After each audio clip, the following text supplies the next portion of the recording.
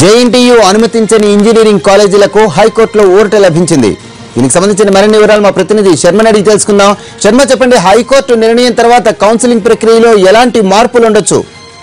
రేపటి నుంచి దీనికి సంబంధించి కౌన్సిలింగ్ జరగబోతోంది. 50 కాలేజీలు హైకోర్టును ఆశ్రయించాయి. జేఎన్టీయూ పరిధిలో మొత్తం 290 కాలేజీలకు గాను 45 స్వచ్ఛందంగా మూసివేశాయి. అందులో 220కి మాత్రమే అనుమతించింది. మిగతా 25 కాలేజీలకు మాత్రం అనుమతించలేదు. దీంతో 25 అనుమతించని కాలేజీలతో పాటు ఈ 220లో కూడా కొన్ని సీట్లు వాళ్లకు కోత పెట్టింది.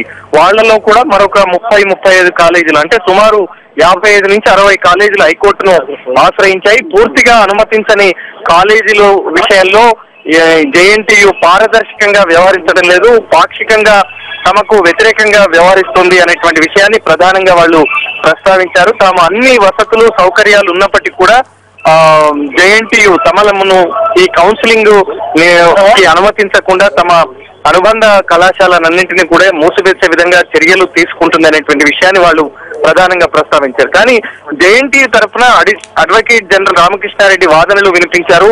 లేటెస్ట్ టెక్నాలజీతో కూడినటువంటి ల్యాబొరేటరీ కానీ లైబ్రరీ కానీ లేకుండా ప్రతి 15 మందికి ఒక ఫ్యాకల్టీ ఉండాలి, అది కూడా లేకుండా, అలాగే 4 ఎకరాల విస్తీర్ణంలో కాలేజీ భవనం ఉండాలి, ఇవన్నీ కూడా ఎక్కడ లేకుండా వీళ్ళందరూ నిబంధనలకు విరుద్ధంగా వ్యవహరిస్తున్నారు కాబట్టి తాము ఆ కాలేజీలకు అనుమతించలేదు. అందులో 220 కాలేజీలో కొన్ని కాలేజీలకు కూడా సీట్ల కోత విధించామనేటువంటి వాదన ప్రధానంగా వినిపించారు. అయితే ఈ వాదనలు నిన్న కూడా జరిగాయి. ఇవాళ దీనిపైన తీర్పు వెల్లడించింది.